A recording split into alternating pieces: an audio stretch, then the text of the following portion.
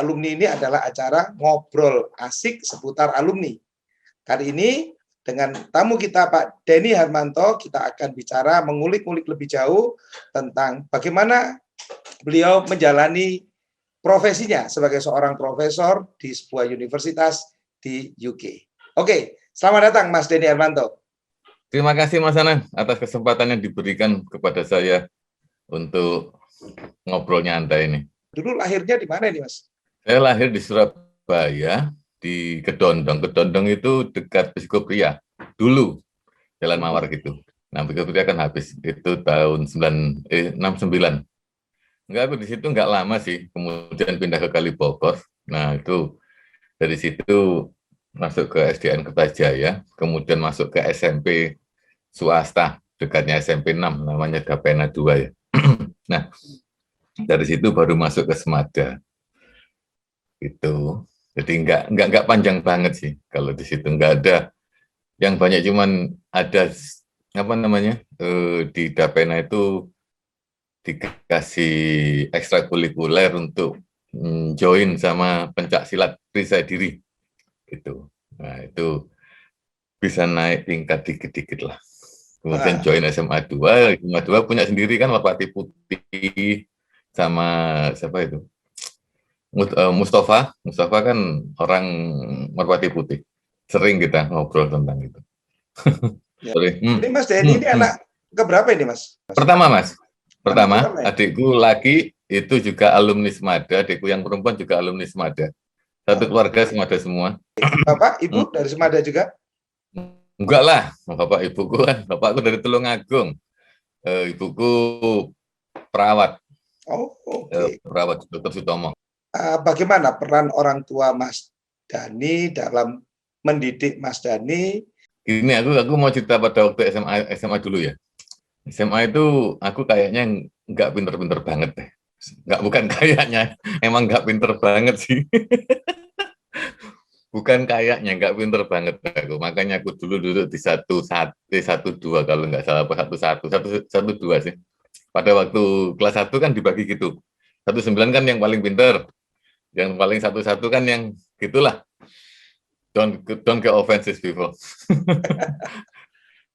Nah, dari situ itu aku ngelihat ini gimana ya kalau kita yang di bawah terus, kenapa kita nggak itu. Kemudian tahun kedua kan udah kita mulai ada apa ya, A1, A2, A3 kan. Nah, bapakku bilang gini, kamu kalau pengen nerusin, kalau kamu pengen belajar, kamu harus bisa ngambil yang IPA. Saya bilang IPA itu ada 2, A1 sama A2, pengen yang mana. Nah, tak jelasin dulu, A1 itu kayak gini, A2 kayak gini. Oh, A2 itu biologi, nggak boleh biologi. Kamu harus ngambil A1. Ya udah ngambil A1. Negosiasi sama wali kelas waktu itu. Soalnya beliau pengen aku itu ke mana A2. Aku bilang aku nggak mau ke A2. Bapakku pengennya A1 kok ke A2 ngapain? Aku bilang. Terus dia bilang ya udah deh, kamu masuk A1. Ya udah aku masuk A1 setelah itu.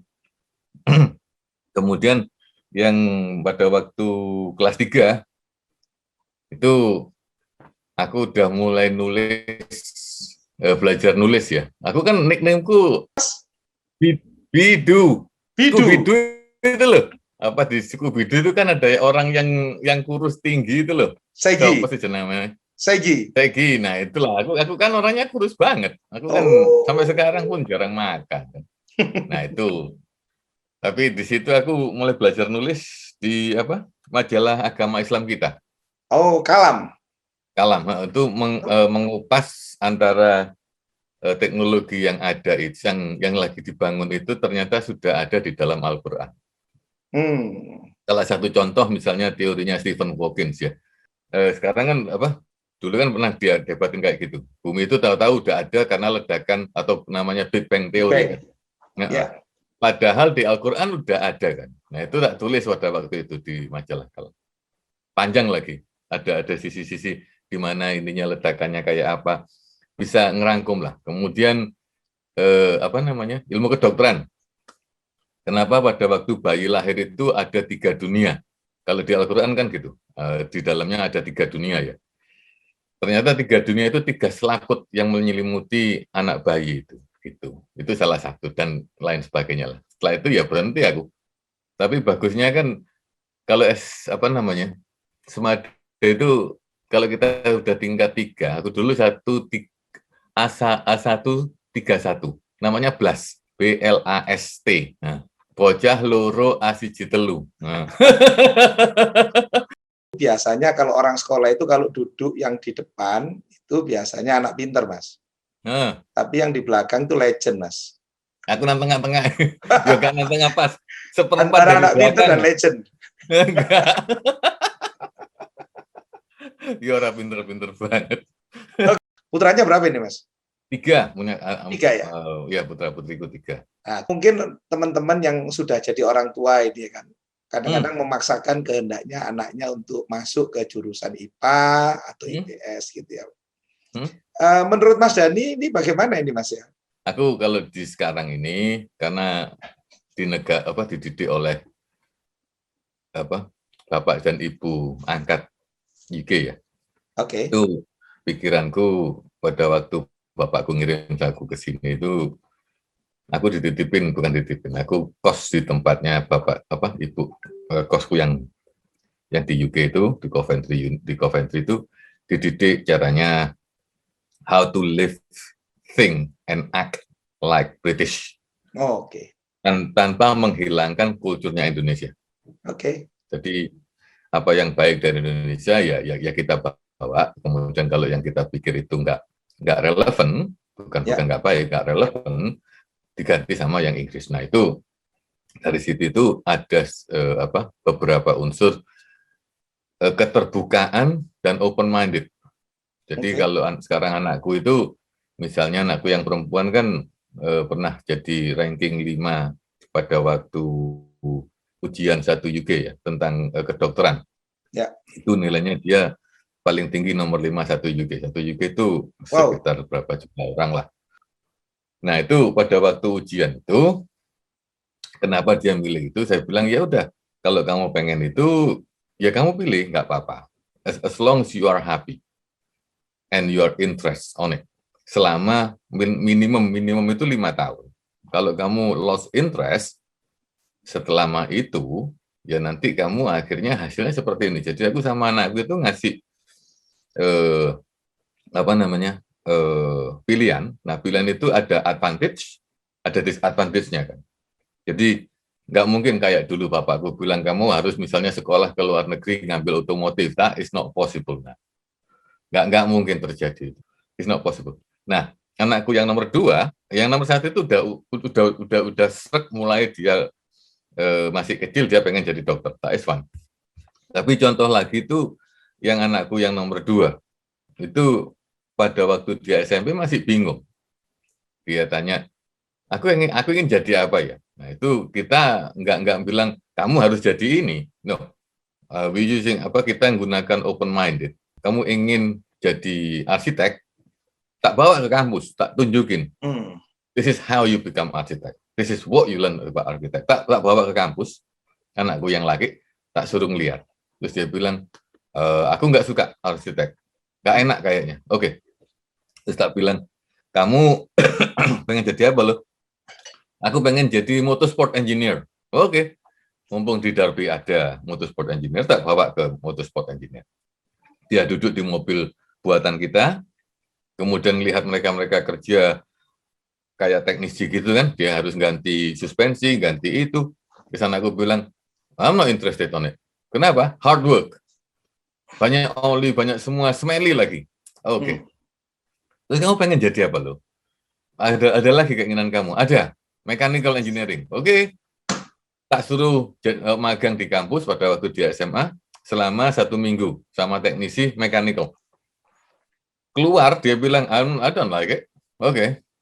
Terus aku bilang gini, bapakmu itu dulu seneng ngutek-ngutek komputer.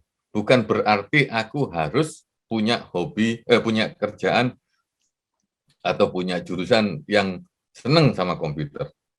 Nggak harus. Hobi itu adalah suatu, kalau aku bisa, is the opposite way what I like, what I do. Jadi satu sama lain nggak ada hubungannya, tapi saling melengkapi. Itu, Mas. Nah, anakku yang sekarang itu ngambil computer science. Karena dia seneng sama programming, kayak Python. Nah, pada waktu dia di SMA itu dia jadi mentor teman-teman dia dan juga orang yang lain. Jadi kita arahin, mereka pengennya kemana, ya udah. Tapi aku kasih, kalau misalnya kamu ingin jadi arsitek, kerjanya seperti ini, di lokasinya seperti ini, nggak akan jauh-jauh banget.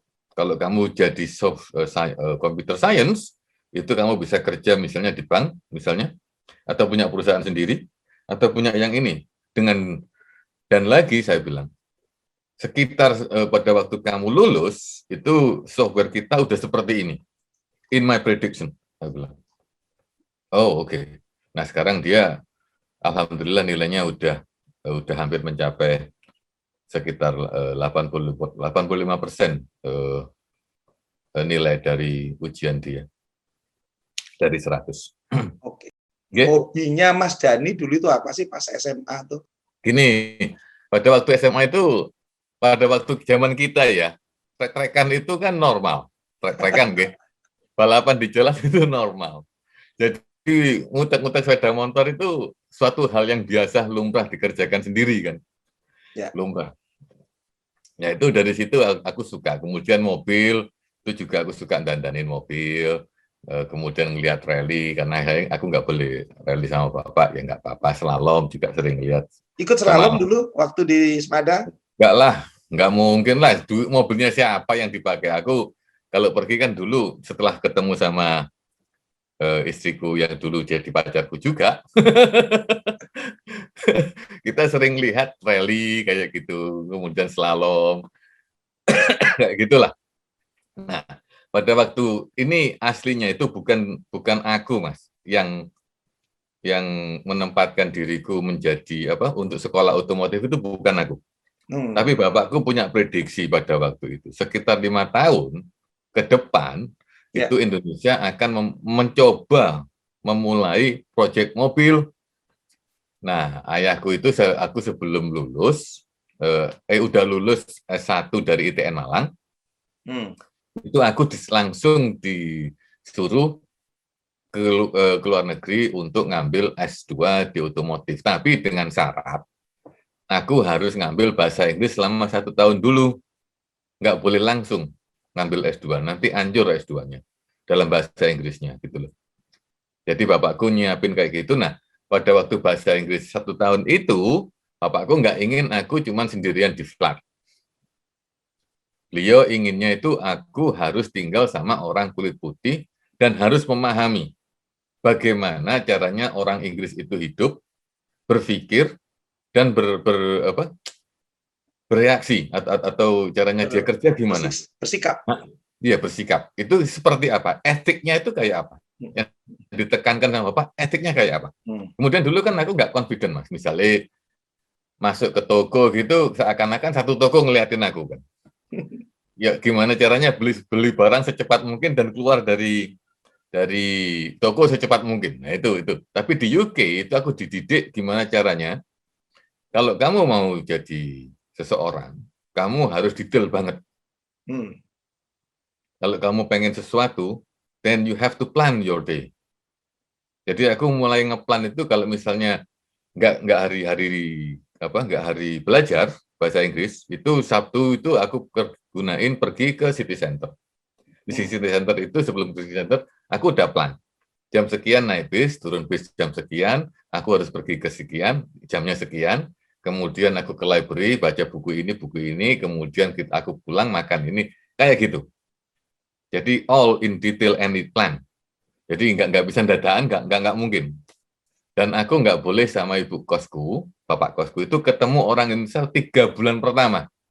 Nggak boleh, sama sekali. Untuk mendidik aku supaya bahasa Inggrisku sama cara berpikirku udah berubah total. Ibu kosku itu perawat, kayak ibuku persis sama. Persis sama. Kepala ruangan juga. Beliau. Nah, bapak kosku itu jarang di rumah karena beliau adalah supir truk trailer gede-gede itu, yang antar negara. Jadi beliau itu sering ke Eropa, paling pulang 1 hari, cabut lagi, keluar atau 2 hari, berhenti. Gitu. Sudah kenal sebelumnya atau gimana waktu itu, Mas? Belum, aku dijemput di Birmingham Airport. Aku juga nggak tahu beliau itu seperti apa. Kalau saya dengar tadi adalah peran Bapak ini luar biasa, Mas Dani. Jadi bapaknya Mas Dani, beliau ini selalu mengarahkan Mas Dani untuk ke sini, untuk ke sini, untuk ke sini. Enggak, itu memang benar. Bapakku itu yang paling berjasa sebenarnya. Untuk aku datang ke UK untuk menjadi seperti ini itu Bapak. Soalnya pada waktu aku lulus S2, itu sebelum lulus S2 aku udah ditawarin PhD sama profesorku, tapi dengan ini tahun 95 ya. Itu dengan separuh-separuh beasiswanya. Jadi tahun pertama aku bayar, dan kedua tahun ketiga Coventry yang bayar, bukan aku yang bayar. It's okay. Itu bapakku bilang, kamu nggak usah ambil pusing, ambil aja udah. Ambil. Itu karena nanti kamu pada waktu masa depan, kamu nanti akan bagus gitu loh. Ternyata benar. Aku sebelum lulus itu ketemu sama direkturnya Bakri Motor. Ketemu di suatu tempat punyanya Shakespeare, namanya Stavern-upon-Avon. Nah, kemudian kita meeting di hotel. Dia nawarin aku jadi salah satu petinggi Bakri. Terus aku bilang, maaf Pak, saya nggak bisa. Karena bapak saya punya prinsip satu, saya bilang. Apa itu, Mas? Kamu boleh pilih, kamu kerja atau kamu kuliah. Nggak boleh dua-duanya. Jadi anak-anakku di sini itu nggak ada yang kerja. Kalau kalian kerja, ya aku nggak akan support kalian gitu loh. Dan I got nothing to do with you. Anakku tahu semua itu. Dan kemudian ada reward and punishment, Mas. Di rumah kami itu. Ada. Untuk punishment-nya ya bukan dikepuk langsung penjara. Jangan.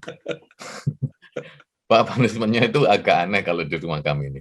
Jadi kalau dulu ya, pada waktu mereka masih SD SMP itu, mobilnya kita ambil, HP-nya.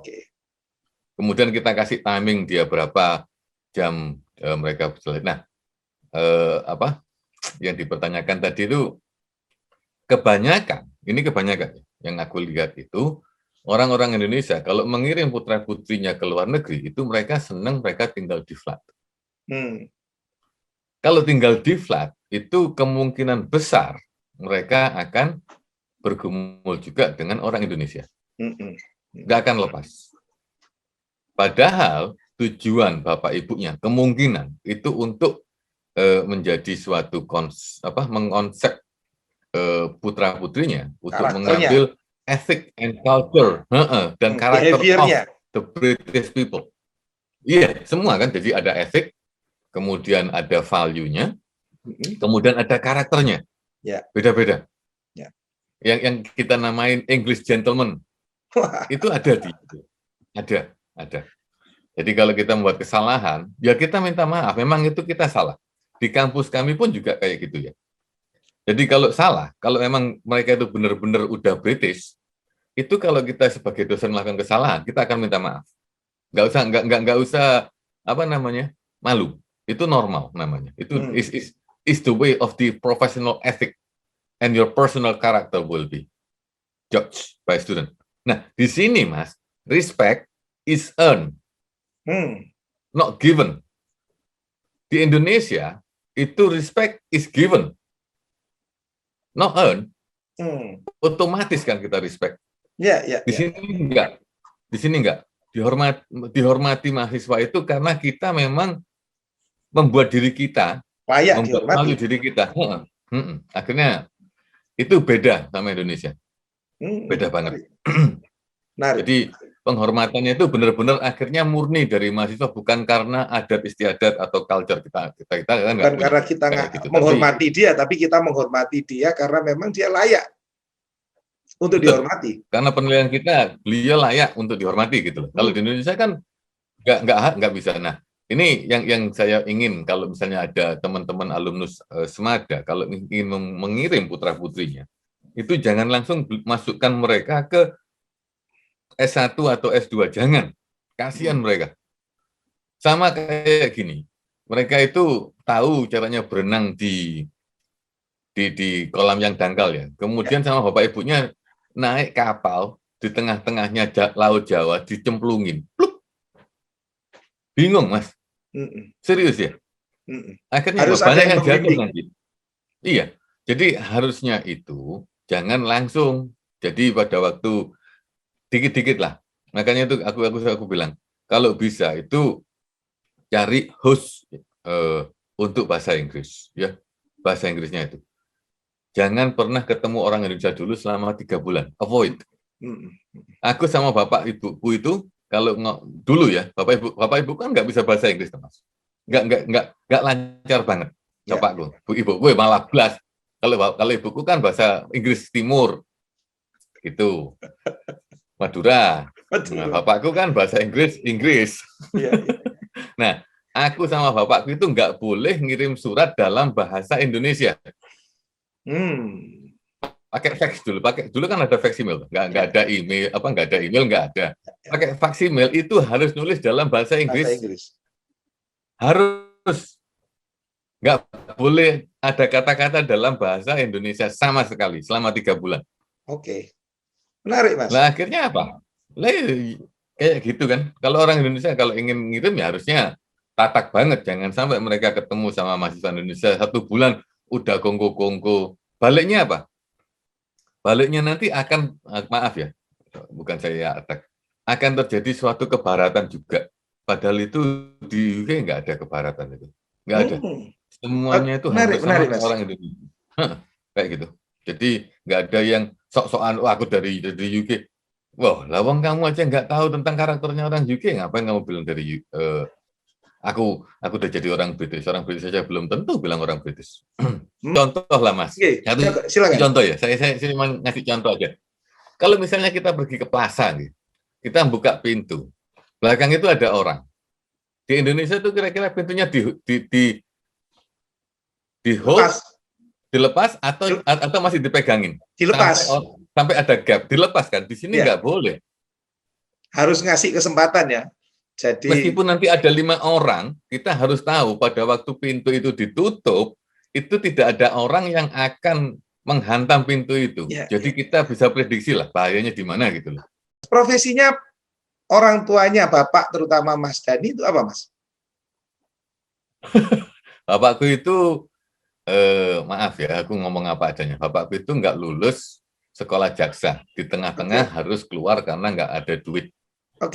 Kemudian jadi pengusaha di kantor Gubernuran Jawa Timur. Kantor Gubernuran Jawa Timur, bagian rumah tangga dulu. Dulu seringnya ke situ, aku juga sering ke sana. Nemenin Bapak. Ibuku itu perawat. Pendidikannya ya SMA lah. Tapi yang saya cukup kagum dengan visinya, ini Mas. Saya kagum dengan cara beliau membentuk karakter Mas Dani ini. Artinya tentu tangan beliau tidak bisa dilepaskan, ya, dihilangkan dalam proses membentuk karakter Mas Dani. Meskipun Mas Dani pada akhirnya juga di sana punya bapak dan ibu asuh sebetulnya ya, yang di sana juga akan membentuk karakter Mas Dani. Luar biasa ini, Mas. Oke, Mas.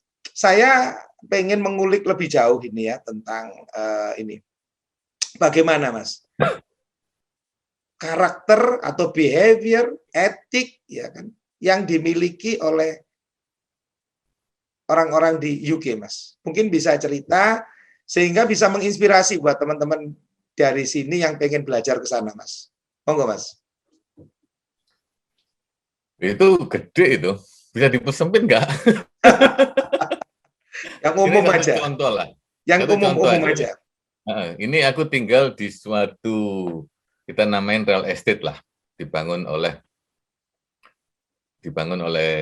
real estate developer ya. Itu aku itu kan ini kata-kata orang ya, kata-katanya orang Indonesia. Itu orang Inggris itu tidak memiliki community yang bagus antara satu dan tetangga yang lain. Seakan-akan mereka tidak kenal.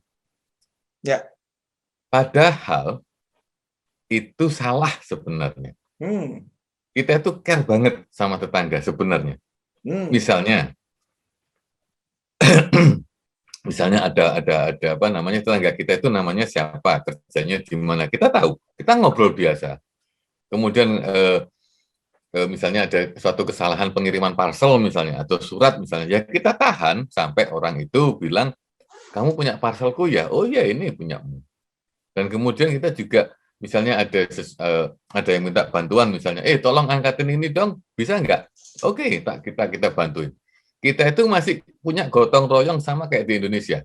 Persepsi orang Indonesia itu mungkin mereka nggak pernah tinggal beneran ya di di situasi kayak gini. Dan lagi mereka apa ya di UK itu ini satu. Kemudian sikap darmawannya, meskipun maaf kita itu dianggap negara yang tidak punya agama, kita punya agama sebenarnya. Namanya Anglo-Saxon. Ya, punyanya kerajaan, bukan punya negara ya. Negara itu nggak ada. Ya. Itu lingkupnya mungkin karena dianggap tidak beragama, tapi kita lebih dermawan daripada orang-orang kita. Maaf banget. Misalnya nih, orang kaya banget misalnya di UK itu menyumbang sekitar berapa persen dari gaji mereka per tahun. Per tahun ya. Itu kalau di dalam agama Islam itu dinamakan zakat mal 2,5%, kan? Ya. Benar nggak? Betul. Di sini itu udah terjadi otomatis. Karena apa? Mereka gini, buat apa aku kaya, tapi orang lain menderita? Apa salahnya aku share hartaku untuk orang yang tidak punya? Mereka nggak mikir sodakoh loh ya. Ini nggak mikir tentang karena aku agama Islam, nggak mikir akan dapat reward dari yang kuasa. Nggak mikir mereka. Mereka mikirnya tentang human relation. Oke. Itu. Nah, di Indonesia itu kita masih diharapkan untuk bayar zakat mal misalnya ya untuk gaji kita. Di sini enggak. Mereka yang kaya-kaya udah kayak gitu. Nah, kami satu di rumah ini, istriku memfollow kerja bapakku. Jadi bapakku itu pinter ngolah duit, nah istriku juga pinter ngolah duit. Nah, salah satu dari itu ada 2,5%-nya nanti yang harus dipotong dari semua apa yang aku terima gitu. Jadi di sini itu salah satu sisi ya. Yang paling gede itu kedermawannya orang Inggris.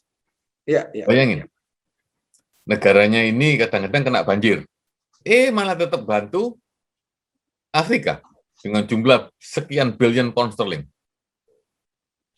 Itu karena memang sifatnya mereka kayak gitu, nggak bisa diubah. Kemudian toleransinya misalnya. Toleransi antar agama itu kita lebih tinggi, maaf kalau boleh ngomong, lebih tinggi daripada di negara kita. Jauh lebih tinggi. Jauh. Jauh banget. Jadi kita itu misalnya satu agama apa, it's okay. Kamu mau merayakan, it's okay. Tapi di dalam hukum, kita harus tahu ya, di hukum itu tidak ada agama yang lain. Tidak ada. Jadi holiday itu nggak ada namanya holiday untuk hari raya Nyepi, hari raya Idul Fitri, kemudian untuk yang Buddha, aku nggak tahu ya. Itu nggak ada. Yang ada hanya Christmas sama Paskah. Tak sih. Kalau kamu nggak mau, ya udah, ini negara memang dibentuk oleh Anglo-Saxon seperti itu, nggak bisa kita ngapa-ngapain kan. Tapi toleransi, boleh nggak buat masjid tuh? Silakan buat masjid, segede apa masjid kamu. Go for it. Asal kamu jangan bersuara. Gitu loh. Suara itu nggak boleh keluar ya Mas ya, di sini. Nggak boleh keluar dari gedung. Buat temple untuk orang India misalnya, untuk Hindu, segede mungkin. Go for it. Nggak ada yang larang. Kemudian, ada nggak tawuran antar agama gitu? Nggak ada. Sama sekali. Kita tentram dalam hidup kita masing-masing dan itu personal juga dan dilindungi oleh negara. Itu yang bagus di sini itu toleransi, kedermawanan itu nomor satu.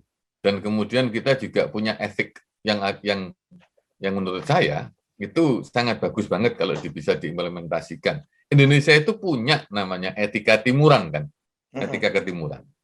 Tapi maaf, kadang-kadang terkikis oleh beberapa faktor. Di sini etik itu tetap dijaga.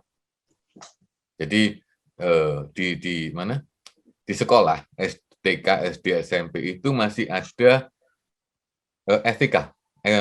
etika pendidikan, kemudian etika belajar, kemudian etika sosial juga ada, gitu. Nah, ini misalnya satu contoh Mas ya, di sekolah UK itu dimonitor misalnya tentang bullying, misalnya. Ya, di Indonesia bullying itu kayak normal, apa sih? Seolah-olah jadi barang normal. Nah, padahal bullying itu bisa menghancurkan mental seseorang. Ya. Itu yang di UK, itu kita proteksi. Karena apa? Anak-anak muda ini nanti menjadi asetnya negara. Nah, kalau mereka dibully pada waktu dia masih muda, nah pada waktu mereka beranjak dewasa, itu mentalnya udah bukan mental yang diharapkan gitu. Ya. Itu bagusnya sejak kecil mentalnya sudah dirusak itu Mas ya, oleh lingkungan iya, bahkan. Nah, kalau misalnya dirusak oleh lingkungan, misalnya ya, itu nanti sekolah sama pemerintah mensupport dia. Misalnya siapa yang membuli kamu? Ini, oke. Kita nanti polisi juga akan ikut, Mas. Tapi karena mereka di bawah umur, ya nanti dia punya social worker sendiri gitu loh, untuk mengelola kenapa kamu harus membuli orang ini. Kenapa? Jadi ada dua sisi ya. Satu sisi untuk gimana dia orang ini menjadi nggak dibully, mentalnya bagus. Yang satunya jangan jadi bully gitu loh. Nanti masa depan kamu sendiri yang hancur pada waktu kamu masuk ke universitas. Ya. Gitu. Oke. Ini mungkin ada pertanyaan ini Mas yang menarik, bahwa seringkali kita melihat Eropa itu kan Islamophobia ya. Nah, tadi saya merasa agak kontroversi dengan yang disampaikan oleh Mas Dhani tadi, bahwa di sana ini sangat menghargai orang dengan agama kepercayaan masing-masing, bahkan membangun masjid pun boleh sebesar apapun, asal suara nggak boleh keluar. Nah ini bagaimana nih Mas, yang disaksikan secara langsung oleh Mas Dhani? Mas Dhani berapa tahun ini di UK ini Mas sudah? Aku mulai tahun 93. 93 berarti sekarang sudah hampir berapa sih? Hampir 30 tahun ini Mas ya? Hampir 30 tahun. Luar biasa. Lebih dari separuh umurku di sini, Mas. Wah, oke. Lebih dari separuh udah. Oke, artinya kalau saya bertanya seperti itu adalah sesuatu yang tepat ini pada orang Indonesia yang melihat. Jadi kadang-kadang kita itu harus dilihat dari kacamata orang lain ya. Sebagai kacamata orang Indonesia melihat Inggris, dan di Indonesia itu seringkali ada ungkapan-ungkapan bahwa Eropa itu Islamophobia. Itu bagaimana menurut Mas Dhani itu? Gini, UK sama Eropa itu harus dibedakan. Oke. Eropa itu dibagi dua, Eropa Barat sama Eropa Timur. Ya. Nah, yang Eropa Timur itu karena dulu mungkin punya jajahannya Rusia kan dulu, punyanya komunis kan. Itu masih ada beberapa negara yang tidak suka sama orang Islam atau Islamophobia. Cekoslovakia gitu ya? Enggak, Hungaria, kemudian ada beberapa juga itu yang paling strict. Ada namanya ya ada hooligannya kayak gitulah. Nah, kalau yang di Jerman itu udah banyak orang Turki, Mas. Nggak mungkin mereka bilang Islamophobia. Ada memang yang Islamophobia, tapi hanya kelompok orang-orang kulit putih yang benar-benar rasis. Namanya ya seperti Nazi itulah, yang membunuh banyak orang Yahudi itu kan. Nah, itu hampir sama, itu ada. Tapi mereka nggak gede. Kalau di Prancis itu yang sekarang ini menjadi perbincangan orang banyak. Karena apa? Jilbab tidak boleh dipakai dengan alasan karena jilbab mereka itu bukan jilbabnya Indonesia ya, bukan kayak Indonesia. Mereka tertutup Mas, jadi hanya cuman apa jeneng ini di Indonesia nizab, yang cuman ya cuman itu. Nah itu ya, yang burka, mereka nggak burka itu nggak boleh di Prancis, nggak boleh. Kemudian kita ada dua, kebebasan pendapat ya. Itu tapi Prancis itu kadang-kadang memang keterlaluan lah kadang-kadang. Ini kalau saya boleh ngomong. Karena di dalam agama kita kan tidak boleh menunjukkan tentang wajahnya Rasul. Tapi mereka tetap buat karikatur. Oke. Ini terjadi kemarin di UK. Ini anehnya, Mas ya. Nah, anehnya, guru ini ngasih kartun Prophet Muhammad, yes, di kelas. Orang tuanya protes semua. Pemerintah bilang, oke, sekarang kamu mau tak pecat. Kira-kira siapa yang membela guru ini, Mas? Kira-kira? Sebentar. Orang tuanya yang protes itu orang tua siapa? Orang tua Muslim? Orang tua siswanya, yang Muslim. Siswa ini kebanyakan Muslim? Ya. Protes, oke. Kira-kira yang bela gurunya nggak dipecat siapa? Kira-kira yang bela ya teman-temannya harusnya. Sesama yang bela satu murid satu sekolah, Mas. Oh, oke. Aneh kan? Agak beda kan sekarang? Ya. Kalau gini, kebanyakan ya orang-orang Muslim kita yang generasi yang dulu itu mereka memang datang dari langsung, bukan lahir di sini kayak saya. Datang langsung. Generasi yang baru yang lahir di sini itu lebih toleran dia. Jadi yang membela siswanya ya. Kalau di Indonesia itu orang tuanya. Karena siswa kan nggak ngerti, Mas Ian. Kan orang tua yang rame. Iya, karena siswa itu kan udah digempur oleh beberapa sisi kan, Mas. Maksudku digempur itu dalam bentuk diasah oleh beberapa sisi, bukan hanya satu sisi agama. Ya. Environment, temannya dia, government, dan lain sebagainya ya, mix. Lingkungan. Akhirnya mereka punya toleransi yang beda dengan orang tuanya. Orang tuanya kan jadi bingung. Mereka protes, anaknya juga protes supaya guru ini tidak dipecat. Padahal yang siswa yang diajarkan ditunjukkan tentang Prophet itu nggak ada yang marah. Siswa kelas berapa itu, Mas? SMP, Mas, masih SMP. Tapi yang kita bikin aneh lah, siswanya itu loh masih mau membela gurunya. Ya. Padahal di mata orang tuanya gurunya ini salah. You wrong, gitu. Kan bingung. Itu salah satu multicultural namanya, kehebatan multicultural ya. Itu UK lebih bagus, Mas, dibandingkan negara lain. Jauh lebih bagus. Karena kita masih punya adat, kita itu seperti kayak adat orang timur, Mas. Sama, nggak jauh beda. Sebelum Mas Dhani berangkat ke UK ya, tentu kan pilihan banyak waktu itu. Mungkin ada di Jerman. Sekarang itu kan kalau mau sekolah teknik itu, apalagi engineering ya, apalagi aeronautika, ya kan, itu kan harusnya mungkin Jerman mungkin lebih unggul barangkali. Tapi awalnya kenapa Mas Dhani pada akhirnya memilih UK sebagai pilihan yang menurut Mas Dhani paling tepat? Padahal mungkin waktu itu belum ada yang cerita-cerita seperti ini, atau mungkin Mas Dhani belum tahu bagaimana UK itu seperti apa. Monggo, Mas. Ini bapakku yang udah melakukan research, Mas. Oh. Dulu mobil apa yang paling bagus? Jaguar. Produksinya mana? UK. Land Rover diproduksi dari mana? UK. F1 kebanyakan dari mana? UK. Ya. Bapakku langsung bilang, kamu nggak usah kemana-mana, UK aja udah. Kalau ngomong otomotif engineering itu di UK, gitu Mas ya. Iya. Tapi tahun itu ya, Mas. Tahun itu UK sebagai mind of the automotive in the world pada waktu itu, tahun 93-96. Kemudian kan BMW, Audi, Mercedes mulai berubah. Ya. Dan itu alasan orang tuanya Mas Dhani pada akhirnya mengarahkan Mas Dhani ke sana.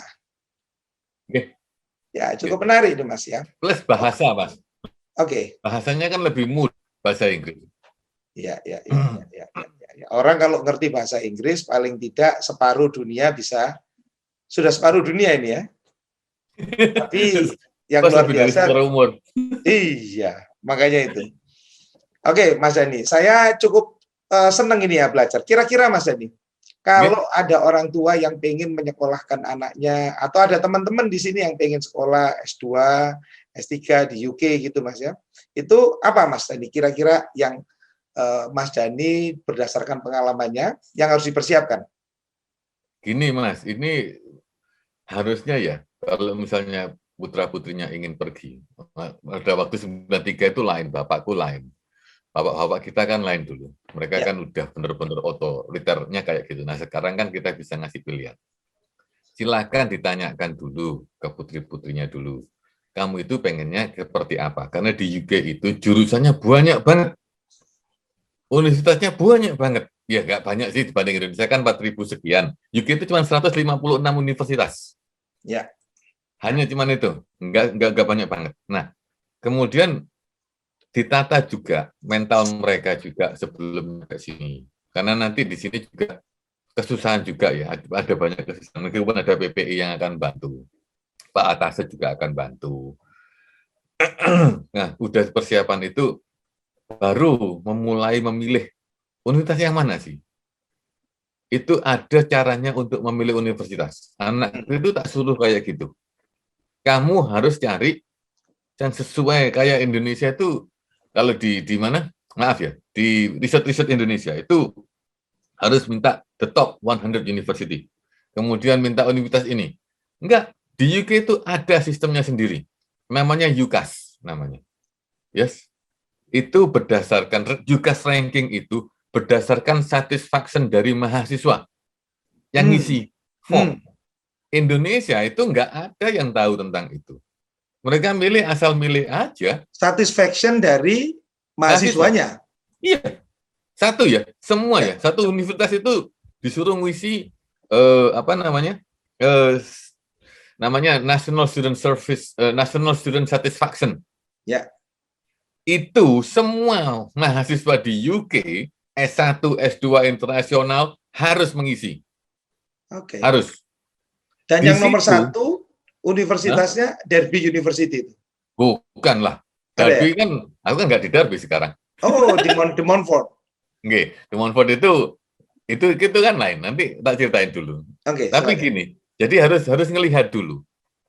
Yang pertama, anakku itu tak bilang gini, mana sih yang paling bagus untuk support bagi mahasiswanya? Aku bukan melihat mana sih yang ilmunya bagus, nggak harus.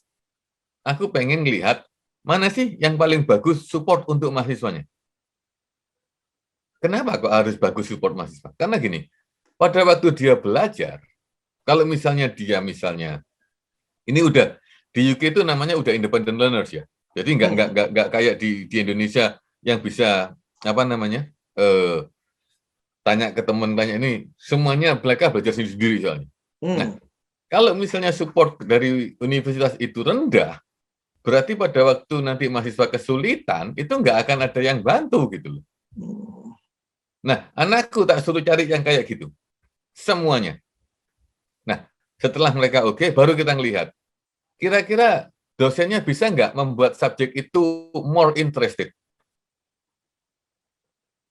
Oh, ada. Ini. Oke, kamu lisin semua. Setelah itu, kira-kira manajemennya bagus nggak? Manajemen ngajarnya ya? Bukan manajemen. Servisnya bagus nggak? Nah, itu semua ada, Mas. 66 pertanyaan. Open ke seluruh dunia untuk dibuka. Indonesia, orang-orang Indonesia, nggak ada yang mau tahu. Atau belum tahu. Harusnya dilihat itu. Bukan karena ranking universitas ya. Ranking itu bagus. Tapi jangan salah. Ranking itu hanya berdasarkan research. Ya. Lah, putra-putri Anda kan nggak melakukan research.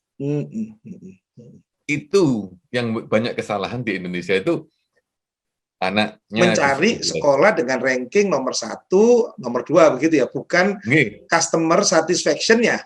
Betul. Ranking satisfaction-nya. Nah, tapi ranking itu berdasarkan penelitian.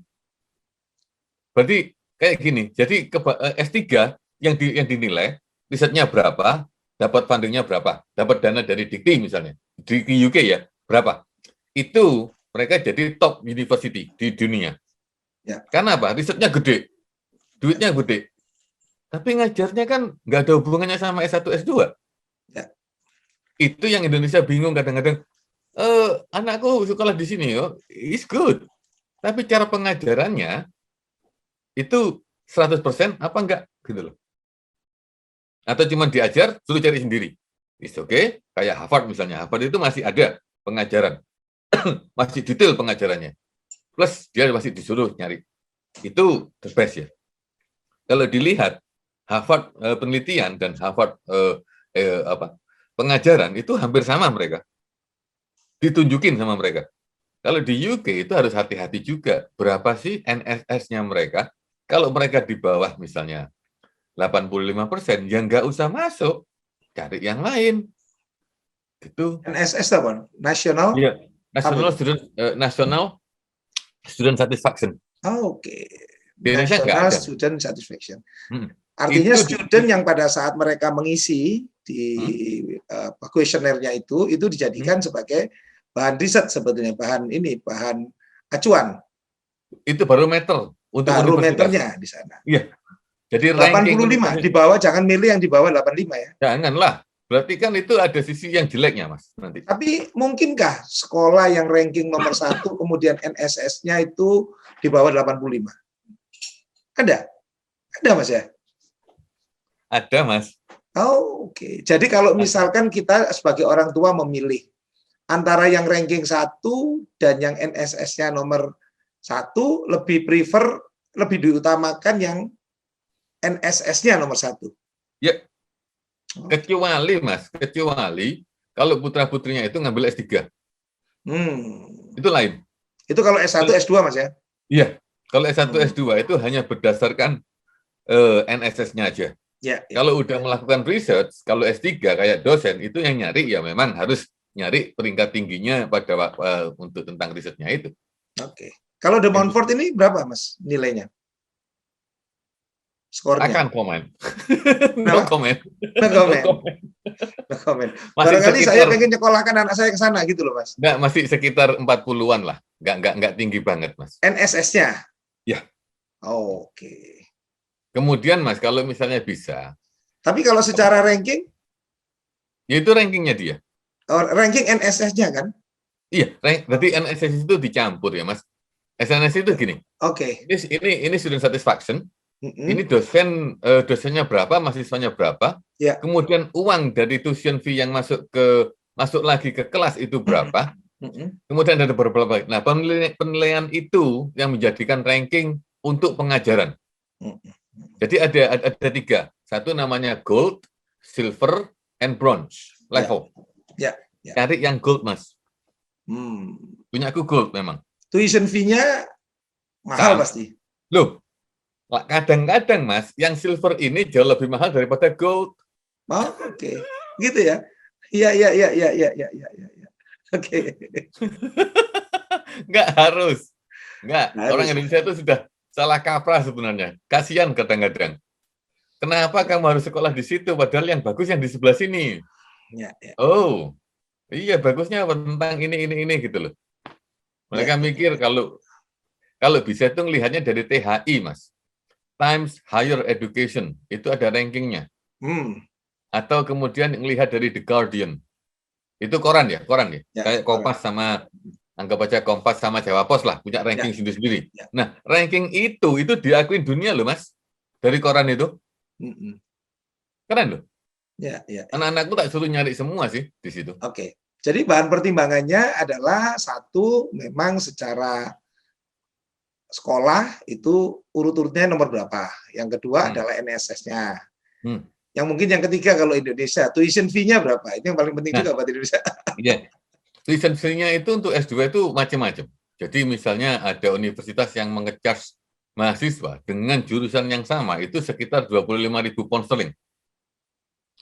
Kalau dikalikan 20.000, ya banyak lah.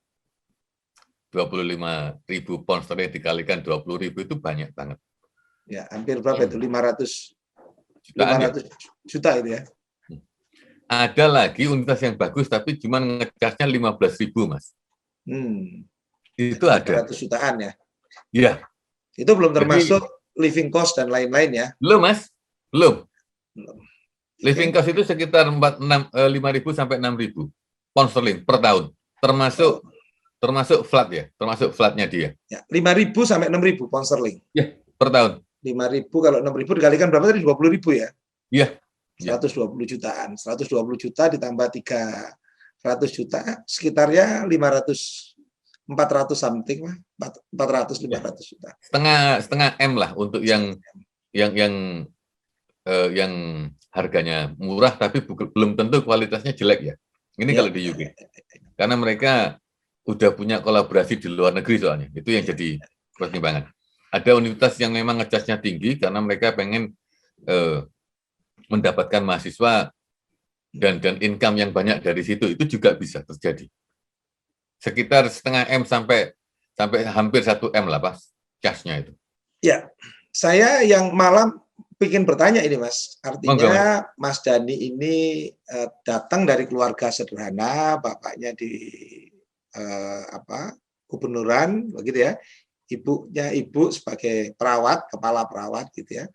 Nah, ini menarik ini Mas. Perjuangannya Mas Dhani ini untuk bisa pada posisi seperti ini seperti apa Mas? Kita tahu sendiri tuition fee-nya juga relatif mahal. Menurut saya ini Mas, setengah eman ya. Gimana Mas Dhani? Barangkali ada cerita-cerita yang menarik di seputar itu. Gini, aku cerita cepat aja ya. Cepat aja. Kalau panjang banget nanti, lama banget nanti. Cepat aja gini. Dulu itu tahun 93 nggak ada internet kan, nggak ada mobile phone. Ya. Ya, nggak ada. Jadi apa yang aku lakuin semuanya harus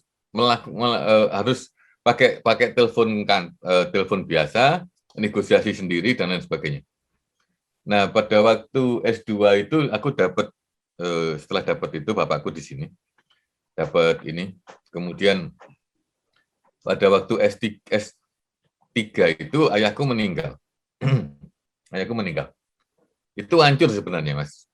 Tata dalam pikiranku hancur total. Aku harus pulang dan aku nggak akan mau balik lagi. Semua barangku tak tinggal di UK. Kira-kira apa yang terjadi, Mas? Kira-kira jenengan tebak. Manajer research-nya Coventry itu datang ke Indonesia untuk minta saya balik lagi ke UK. Aku bilang gini sama Bapak Ibu, sama tunanganku pada waktu itu di meja makan. Aku nggak bisa pulang karena aku nggak akan punya duit nanti. Bapakku udah nggak ada. Jadi karena bapakku bilang aku nggak boleh kerja pada waktu itu. Jadi aku nggak tahu caranya kerja gimana di UK. Oke. Bagaimana kalau aku sekarang ngasihin kamu jadi partner, jadi part-time dosen pada waktu kamu balik? Terus aku bilang gini, kalau kamu memang benar-benar pengen aku balik lagi ke Coventry, nyelesain S3 aku. S3 aku itu paling cepat ya, Mas. Di Coventry. Aku 98 masuk, 95 masuk, 97 pertengahan itu aku udah selesai. 2,5 tahun selesai. Tapi berhubung karena Bapak nggak ada, akhirnya ditunda setengah tahun. Karena aku balik di Indonesia, muter-muter aku nggak pengen balik ke UK dulu. Nggak ingin. Nah, akhirnya kita deal. Pas aku balik itu aku udah punya kerjaan riset sendiri. Dikasih sama kampus. Duit itu akhirnya cukup untuk makanku selama 1 per bulannya pokoknya. Sampai aku lulus, sampai aku di wisuda 98. Ya. Akan tetapi pada waktu 2 tahun itu, 95 96,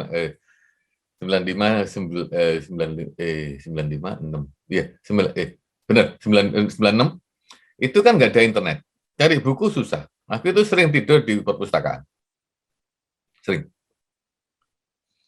Hanya untuk mendapatkan ilmu yang sebanyak mungkin. Kemudian pernah pergi, misalnya cari buku ya. Pada waktu itu kan memang nggak ada internet, adanya cuma teks dalam bentuk komputer. Namanya Copendex untuk jurnal-jurnal gitu. Ada beberapa jurnal dan buku itu nggak ada di tempat kami. Kalau order, aku harus nunggu 3 bulan. Kalau mau, aku boleh pergi ke London, ke British Library sama Imperial College. Ada beberapa buku yang aku ingin di situ, tapi nggak boleh keluar sebelum 3 bulan. Jadi ada jarak 3 bulan. Ya udah, aku minta surat dari kampus, Aku berangkat ke London, aku di sana mulai jam 9 pagi sampai jam 8 malam. Di 2 tempat itu hanya untuk cari buku. Semuanya aku harus baca, dan alhamdulillah aku bisa selesai 2,5 tahun PhD. Ngomong kasarnya, nih wong Surabaya ngomong ya harus pinter. No mas, pinter sama smart itu beda. Oke. Beda banget. Oke, gimana? Menarik. Gimana mas? Jadi smart itu kita ngelakuin gini. Kalau kebanyakan S3 itu kan mereka melakukan penelitian aja ya, penelitian. Tapi mereka nggak pernah nulisnya jarang masih. Kalau aku itu melakukan penelitian, aku juga jadiin chapter gitu loh, jadiin bab.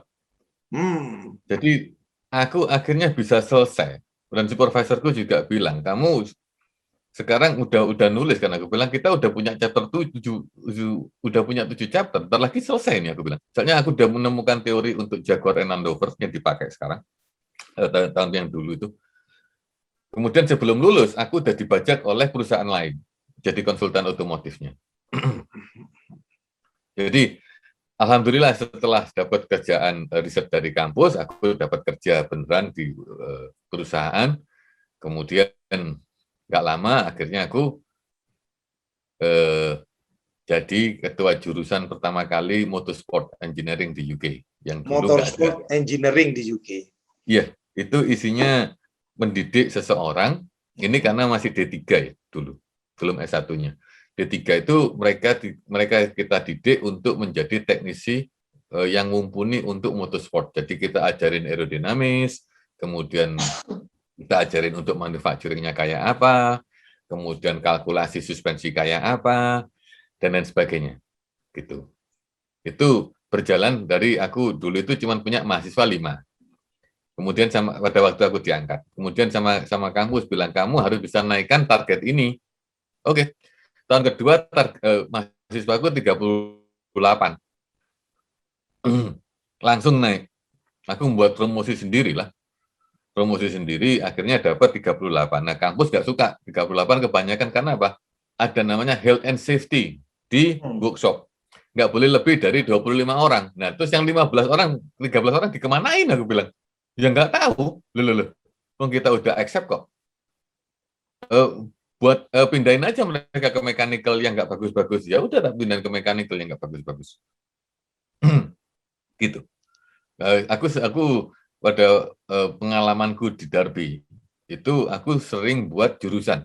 Nah, jurusan itu kebanyakan yang aku buat itu mesti sukses. Alhamdulillah. Jurusan baru. Jadi kayak misalnya jurusan mechanical engineering ya. Itu dulu aku buat sama Rolls-Royce, khusus hanya untuk Rolls-Royce.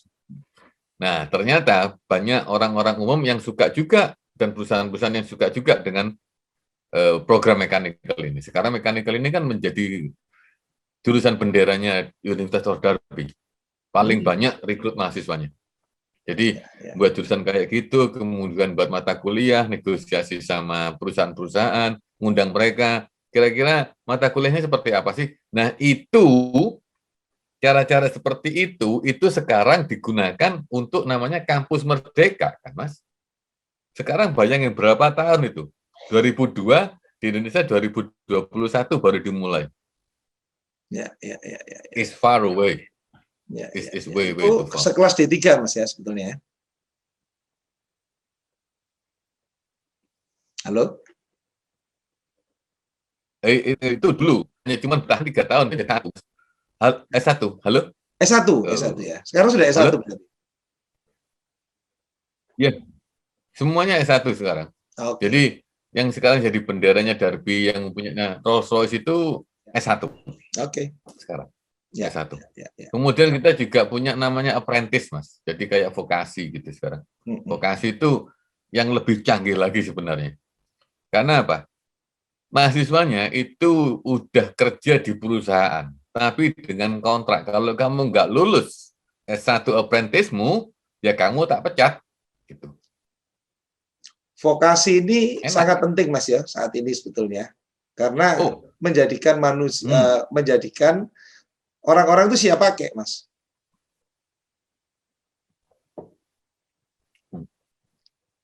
Jadi mereka tidak hanya ditata teori ya. Aku ini sebenarnya bantu Dirjen Vokasi sebenarnya. Aku dekat sama beliau. Kemudian aku juga ajang profesornya Politeknik Perkapalan Di Negeri Indonesia? Surabaya. Di Iya, di Surabaya? Indonesia. Oke. Pak Wikan namanya, Dirjen Vokasi itu. Oke. Nah, aku sering bantuin staf-stafnya juga, misalnya untuk buat sistem baru. Itu aku seneng kayak gitu, karena ilmuku ya di apprentice juga. Aku buat untuk Rolls Royce, kemudian JCB mesin apa, Pro itu. Ada Alat nggak berat itu. paten yang Dan Mas beberapa. Dani, karya Mas Dani yang sudah Nggak menjadi punya. paten, Mas? Nggak punya. Itu bukan hak patenku, itu hak patennya kampus. Ya. Aku harus bilang aku nggak punya. Ya. Harus itu. Karena itu bukan atas namaku, atas nama kampus semua. Karena Tapi apa, Mas? Atas nama kampus yang menurut Mas Dani terlibat dan wow. Itu salah satunya dulu dipakai sama Jaguar Land Rover sama BAE, British Aerospace Engineer. British Aerospace itu pakai softwareku untuk kalkulasi untuk manufacturing-nya bodi mobil. Itu teori di belakangnya itu seperti sekarang itu kalau sekarang dinamakan AI, Mas, sekarang. Artificial itu intelligence. aku develop tahun 97 AI itu. Jadi semua orang kita interview knowledge-nya, kemudian dari knowledge itu kita jadiin software programming. Dari programming itu dia bisa nganalisa di dalam CAD-nya itu. Sekarang kan udah lumrah, dulu nggak lumrah itu. Ya. Aku kalau misalnya ada teman-temanku yang di A131, belas pokoknya, bocah loro A1 telu. Apa tadi apa itu bocah? Bocah loro A1 telu. Apa itu, Mas? telu. Apa itu? A13. Nah, singkatannya apa itu? Blas, BLAST, benar? Ya. Blas. Ya. Nah, itu kalau ada teman-temanku dulu, itu aku punya namanya buku pinter, Mas. Ya. Punya buku pinter aku. Itu aku nggak tahu hilang, tapi pada waktu di kelas itu hilang buku itu. Ya. Buku itu salah satunya kalau masih ada yang punya, kalau ketelisip Mbok Gowo, nggak apa-apa. Ya. Di dalamnya itu ada drone, Mas. Aku di SMA udah buat drone desain. Drone desain. Oh. Oke. Dengan kincir 4 ya. Putaran 4 gini. Ya. Kemudian tengahnya itu ada manusianya. Oke. Artinya hal itu sudah menjadi mimpi, Mas. Ya, zaman dulu kan kita sering bikin gambar-gambar yang aneh-aneh gitu ya. Tentang masa depan dan lain-lain ya. Mainan kita masih seperti itu, Mas. Nah, pada waktu itu aku udah detail. Jadi baterainya di mana, motornya di mana, itu tak detailin. Ya. Tapi buku itu hilang pada waktu sebelum lulus SMA. Kemudian aku juga membuat sistem hidroponik misalnya. Hidroponik sekarang kan jadi lumrah. Ya. Nah, itu padahal itu tahun berapa ya? Tahun 87-an itu. Ya. Pak anyway. Tapi barangkali nanti ada yang menonton teman-teman Blas ya Mas ya. Ya, Blas. Arek Blas, jok lali. Kalau ada yang tahu buku saya di mana, saya nggak pernah nemuin buku saya itu lagi. Soalnya pada waktu itu dipinjam teman-teman, dilihat, dibaca, gitu. Ya. Tapi mungkin bagi kita dulu agak aneh. Memangnya ada yang mobil bisa naik sendiri pakai kitiran gitu loh. Iya. Zaman dulu memang begitu, Mas. Saya waktu di SMA juga begitu. Seneng gambar-gambar gitu. Nggak tahu bentuknya apa, wis. Pokoknya gambar-gambar yang aneh-aneh gitu. Ya. Tapi sekarang sudah menjadi kenyataan ya sebagiannya. Yeah. Kalau tadi ceritanya Mas Dani. Yeah. Oke, Mas Dani. Ada satu hal yang pengen saya pelajari tentang ini, independent learner. Ya. Nah, di Inggris itu atau di UK itu mulai diterapkan sejak anak usia berapa itu, Mas? TK, Mas. Sudah diajarkan independent learner. Sudah. Jadi mereka benar-benar mandiri. Akan tetapi ini bedanya antara beberapa anak UK ya, enggak semuanya, minority lah. Ya. Itu tetap karena independent learners, mereka itu mengabaikan belajar. Akhirnya mereka tertinggal. Kalau yang benar-benar benar-benarnya dipakai, itu anaknya memang benar-benar pinter banget. Ya. Nah, Oke. ini cuma cerita ya Mas ya. Anakku itu monggo. kalau dulu Ya. anakku yang nomor 1 itu sama nomor 2 juga. Itu kalau misalnya pulang dari tak jemput ya, waktu SMP itu, pulang dia dikasih maminya makan sama minum atau snack gitu, langsung naik ke kamar. Itu mereka langsung buka buku lagi, review lagi, semuanya tanpa terkecuali, semua direview, dibalikin lagi. Nanti jam 7 malam maminya nanti manggil untuk turun, waktunya makan malam. Itu mereka berhenti sampai sekitar jam 8-an lah. Ya. Kalau jam 8 mereka naik lagi belajar sampai jam 10. Itu mereka udah bisa mencari sendiri source-nya di mana, ininya di mana, bisa solve problem sendiri gitu. Nah, alhamdulillah anakku pada waktu SMP itu dapat A+ semua. Pada waktu lulus SMP. Dari 12 pelajaran semuanya A+. Astar lah dia bilangnya. Ya. Gitu.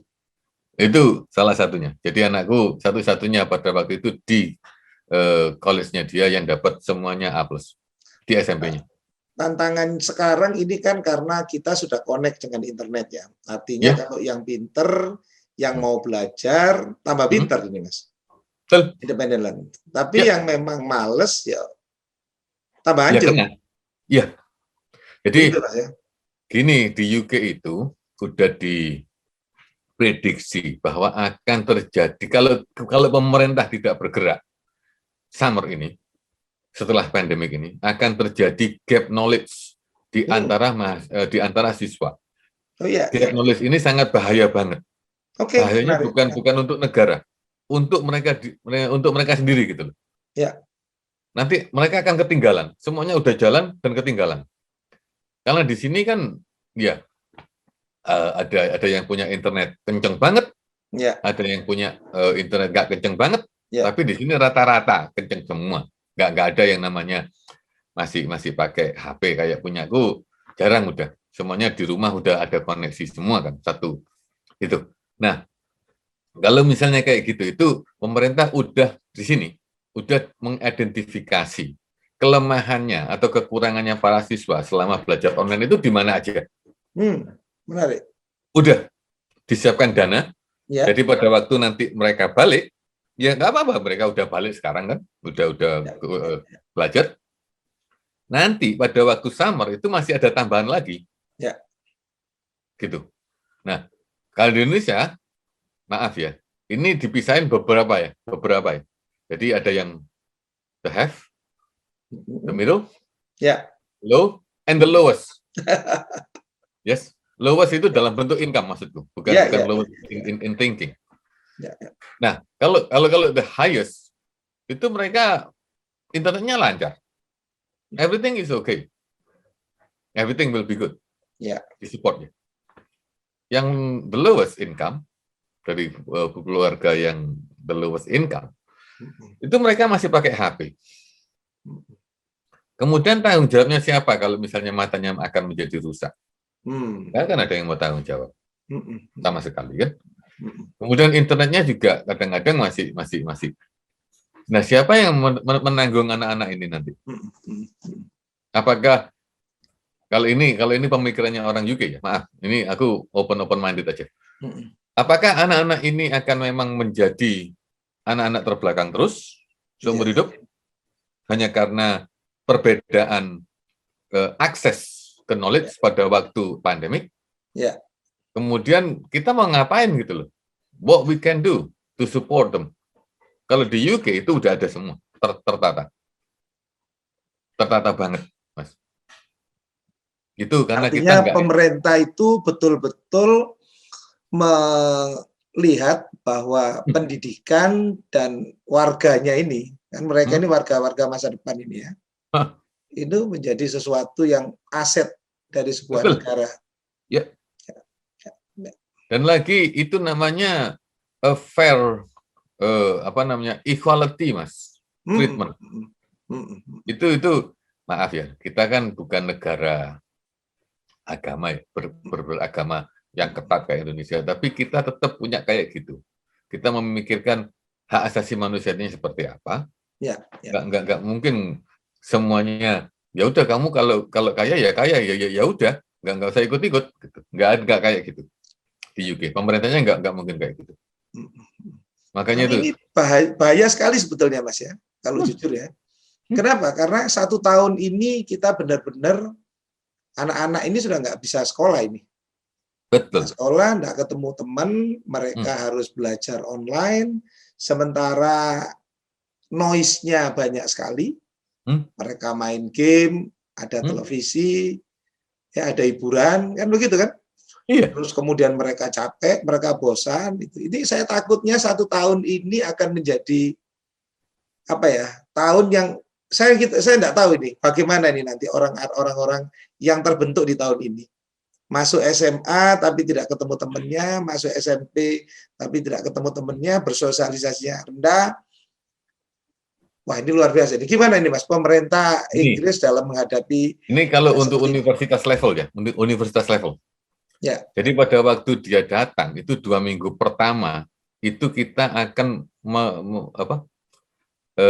memonitor mereka, memberi support mereka untuk menjadikan terbiasa dengan kuliah face to face lagi. Kemudian kira-kira knowledge yang kurang, yang belum mereka dapat pada waktu pandemik, kita kasih lagi. Selama 2 minggu itu, full, tiap hari. Itu namanya ospek, Mas. Ospek di sini itu beda sama ospek di Indonesia. Beda banget. Beda. Tak kasih tahu bedanya apa. 1, yang jalankan itu kajurnya, Mas, kaprodinya. Bukan persatuan mahasiswanya, bukan. Nggak ada di sini. Mahasiswanya nggak boleh ikut-ikut. Semuanya itu dari kajur atau kaprodi. Jadi kita yang buat timetable. Isinya apa? Isinya itu hanya untuk mempersiapkan mereka menjadi fully independent learners. Kayak misalnya, bagaimana sih akses ke student finance misalnya? Misalnya ya. Kemudian gimana sih akses ke library misalnya? Ya. Gimana sih cara nulis yang baik? Gimana? Kayak gitu, Mas. Kalau di Indonesia kan maaf ya, ospekku dulu, waduh Bapak Belur, Bapak Belur, udah dimarahin, waduh, dipisu-pisuin. Boh, di sini nggak ada kayak gitu, Mas, sama sekali. Karena itu, kalau terjadi, itu dia melanggar kode etik profesional namanya. Nggak boleh terjadi. Ya. Nanti pertanyaannya, nah kemudian himpunan mahasiswa ngapain? Ya himpunan mahasiswa ya kegiatannya sendirilah, nggak usah ikut-ikut kita, nggak ada hubungannya. Ya. Jadi betul-betul pemerintah ini sangat peduli, bahkan yang namanya pendidikan ini adalah sesuatu yang ini, Mas ya, yang benar-benar harus dikelola dengan baik, tidak bisa main-main. Termasuk mental, kesehatan mental, bullying tadi kita bicara, kemudian bagaimana membentuk karakter ini penting, gitu ya. Kalau misalkan di UK ini, Mas ya, lebih penting mana, Mas? Membentuk siswa yang berkarakter atau membentuk siswa yang punya knowledge yang luar biasa, seperti jenius atau bagaimana, Mas? Lebih mementingkan kejeniusan atau lebih mementingkan ke etik and behavior tadi, Mas? Monggo, Mas. Kalau di sini nggak ada itu, Mas. Itu mereka itu kan karena untuk behavior itu kan hanya itu kan hak asasinya manusia ya. Ya. Tapi kan bisa dibentuk itu sebetulnya, Mas. Boleh, tapi kita nggak boleh membentuk itu. Itu urusannya keluarga itu. Kita hanya boleh memasukkan etik. Cara etik dalam belajar, etik dalam sosial. Oke. Sisanya itu orang tua, didikan orang tua. Oke, biasanya itu kan kalau Margaret Thatcher itu pernah menyampaikan bahwa hati-hati dengan pikiranmu, karena pikiranmu itu akan menjadi kata-katamu. Ya. Dan hati-hati jadi kata-katamu, karena kata-katamu akan menjadi perilakumu. Dan hati-hati dengan perilakumu, karena perilakumu ini akan menjadi karaktermu. Atau kebiasaanmu, habit, atau behavior, barangkali begitu. Nah, yang dimaksud Margaret Thatcher itu, dalam pikiran itu karena didikan dari kampus atau dari sekolah, Mas. Ya. Bukan cara kita bertindak ya. Cara kita berpikir itu udah mencerminkan bahwa kita itu smart, inovatif, and we are independent. Jadi nggak ada unsur politik, udah sama sekali keluar dari politik. Nggak ada kata-kata kayak gitu. Nah, itu yang beda. Kalau misalnya untuk behavior antar orang itu tergantung keluarganya. Ini Mas Anang ngobrol soal mental ya. Saya itu kasihan banget sebenarnya di Indonesia itu. Indonesia itu bukan kasihan ya, kasihan gini sama orang tua itu yang ngajarin anaknya di internet gitu. Jangan lama-lama kalau bisa 1,5 jam matiin aja laptopnya dulu. Kasihan matanya nanti. Kemudian kalau misalnya bisa itu jangan dimarahin anaknya, jangan, kasihan banget itu nanti mentalnya down lagi. Nanti mentalnya down malah, nggak usah dimarahin. Memang agak susah. Wong kita aja zooming 1,5 jam aja udah bosan, kok apalagi anak kecil. Makin bosan aja. Dan kalau misalnya udah lihat laptop 1,5 jam, jangan dikasih HP setelah itu. Ya sama aja. Itunya kan matanya dulu, Mas, maksudku. Kemudian yang paling penting itu untuk menjaga mentalnya anak-anak ini yang paling penting banget. Yang menarik itu menjaga mental ini tadi, Mas. Oke, Mas Dhani, ini kita ngobrol ini janjinya 1 jam ya, tapi kemana-mana ini. 1,5 jam ini. Iya, 1,5 jam ya. Saya cukup senang bisa ngobrol sharing dengan Mas Dhani hari ini. Nah, Mas Dhani, mungkin terakhir ini ya, kita pengen tentang apa ini, Mas? Kita ini kan untuk The Alumni ini acara dari alumni, tentu kita ingin mengulik alumni lebih dalam, seperti Mas Dhani ini. Nah, ke depan ini Mas Dhani, apa yang ingin Mas Dhani pesankan untuk sekolah kita, SMA 2, untuk Indonesia tentunya. Ini kira-kira apa ini, Mas? Ini kita pengen ada values apa yang ingin Mas Dhani tekankan untuk menjadi tentu manusia yang lebih hebat lagi. Monggo, Mas. Ini susah banget jawabnya. Iya, ini terakhir, tapi ini gongnya ini, Mas. Susah ini. Jadi kalau untuk Semada misalnya, ini tadi untuk Semada sama untuk Indonesia kan ya? Iya. Oke. Untuk Semada, ya ini saya cuma ngasih saran aja ya, bukan yang lain, ngasih saran aja atau motivasi untuk para generasi penerus kita, sama juga Bu Guru. Itu berinovatiflah dan belajar berpikir positif selama kalian belajar. Dan kemudian jadilah menjadi seseorang yang haus ilmu. Dan Bapak sama Ibu Guru juga jangan marah kalau misalnya ada siswa yang ingin tahu lebih banyak.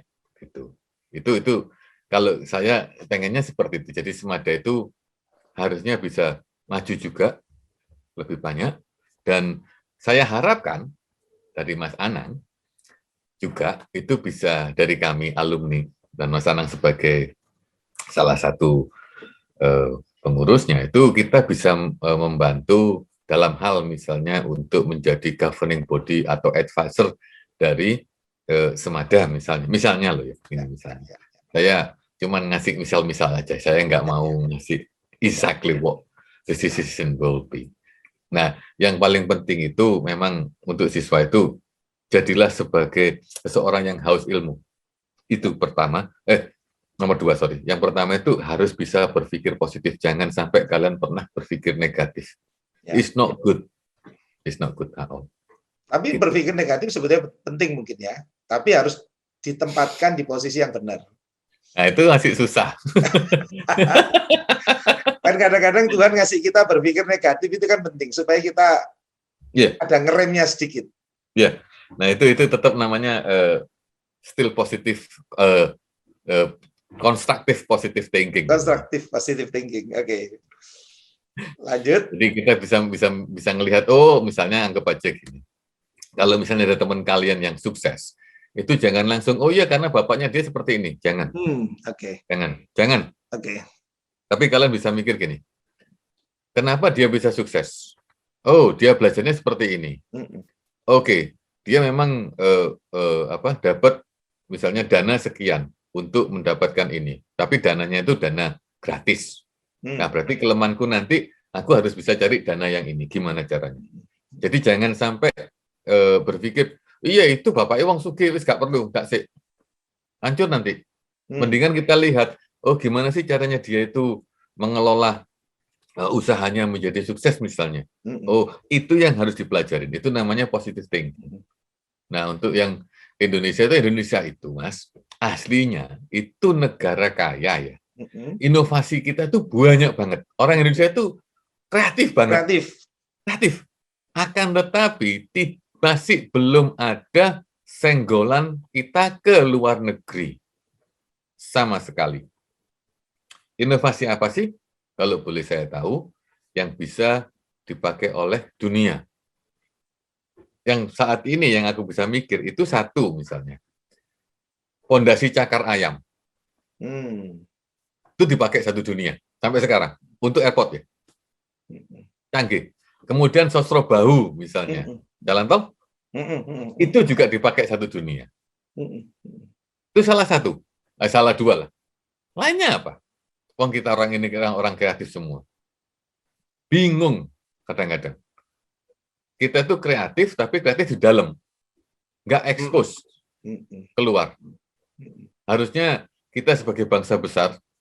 Wong kita juga penduduknya banyak, orangnya pintar-pintar, kreatif, tapi kita masih belum mendunia. Kayak misalnya anggap aja lah, kenapa sih kita nggak bisa membuat kayak misalnya WeChat misalnya, kayak di Cina itu. Bisa kita, kekuatan kita gede. Tapi ya karena kita masih muter di dalam. Kalau WeChat kan semua internasional pakai, diekspor lah, gratis. Kayak TikTok misalnya, semua siapa yang nggak pakai TikTok? Indonesia juga bisa, orang-orang kita kreatif kok. Creativity itu paling penting dan inovatif kalau untuk orang Indonesia. Banyak Mas kita, misalnya gini, orang desa. Banyak kita nganggap orang desa itu nggak pinter loh. Sekarang kalau kalian ke desa, coba lihat, mobil slabnya mereka yang untuk padi, itu mobil apa sih sebenarnya? Itu mobil dia buat sendiri loh. Mesinnya dari mesin diesel slab. Diesel, ya. Kalau udah berhenti, talinya dilepas dari ban belakang, digantiin ke slabnya. Jadi, pinter loh itu. Kreatif ngakalnya luar biasa ya ngakalinya ya. Makanya, itu dari desa loh Mas, bisa kelihatan kita itu pinter. Ya. Belum lagi yang di kota, yang kayak kita-kita. Pinter-pinter kita sebenarnya. Tapi nggak usah dicampur dengan politik, no point. Oh ya. Kita kan bisa membuat unicorn baru lah. Jadi kayak misalnya Gojek dan lain sebagainya bisa kita. Nggak masalah. Kita itu pinter aslinya Mas, pinter banget. Dan kalau kita ngomong market di Indonesia saja sudah besar banget ini ya. Iya. Kalau kita ngomong soal kepaweannya orang Indonesia itu bisa dilihat dari diaspora ilmuwan yang di Indonesia. Kita punya jabatan masing-masing yang di jabatan itu ada yang tinggi-tinggi ya. Ada yang tinggi banget. Ya. Kita ngelihat, oh, orang Indonesia itu memangnya pintar sih. Kalau udah dilepas, pintar memang. Ya. Pol. Kreatif kita. Ya. Kreatif. Dan masih ada timurnya. Jadi kalau kerja ya kerja sampai malam ya udah ya kerja aja lah. Memang mau gimana lagi. Itu Mas pesan saya ke Indonesia. Be inovatif, kreatif, and conquer the world. Oke. Yang penting conquer the world ya. Iya. Oke Mas. Kemudian ini saya terima kasih Mas Dhani sudah bisa ketemu di sini ngobrol. Mestinya 1 jam jadi 1,5 jam. Ya. Dan ini sebenarnya kalau mau digali lagi banyak lagi nih. Mas Dani, ini kalau ada teman-teman ada yang mau kontak sama Mas Dani, kontak di mana nih Mas? Pakai WA aja, di grup ada kan? Di grup Ya, Semada artinya 87. boleh pakai email atau apa supaya bisa Jangan, disebut. Mungkin monggo. ini ada dua ya. Jadi Ya, kalau email kampus itu hanya khusus untuk official apa namanya relationship, ya. nggak bisa untuk teman guys. Pakai WA aja nggak apa-apa Mas. Nomornya kan ada di jenengan toh.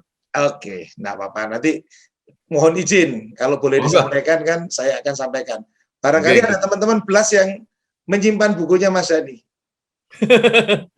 please, I want to know now. Ini saya menggambar ini Mas Dani nih ya. Nah, Wow, saya keren. mengkarikaturkan Mas Dani nih. Ya, nanti saya kirimkan ke Mas Dani nih. Oke, matur nuwun Mas. Terima kasih Mas Dani. Keren. Iya, terima kasih banyak ya. Semoga Matur apa yang nuwun, Mas. disampaikan Mas Dani bisa menginspirasi teman-teman yang mau belajar ke UK, kemudian memberikan inspirasi kita untuk mendidik anak-anak kita, seperti bapaknya Mas Dani mendidik Mas Dani menjadi seperti ini, dan sebagaimana Mas Dani dengan anak-anaknya. Matur suwun Mas Dani, sampai Matur nuwun, ketemu Mas. di lain kesempatan. Insya Allah. Oke, saya akan datang lagi dengan acara The Alumni, dengan alumni-alumni Semada yang hebat berikutnya. Terima kasih, sampai jumpa lagi.